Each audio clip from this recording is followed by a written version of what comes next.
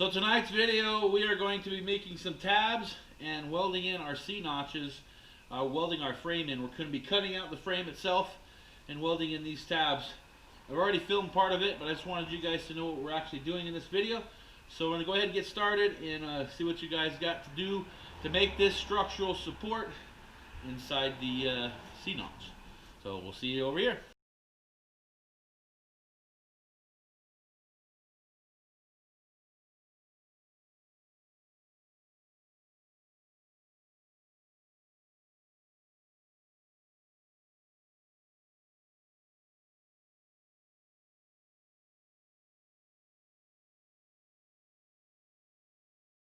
So that's what I did, basically just cut it out.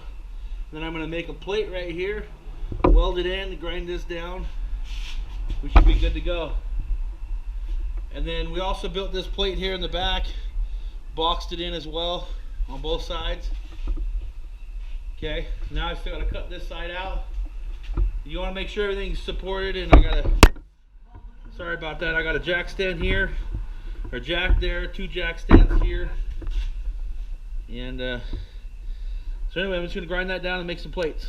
So what we've done here is this is the way that I decided to do this. There's 1,000 ways to do C-notches, but I thought this was going to be the most structural way to do it.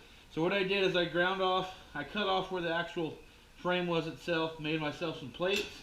And these are going to just weld right into here.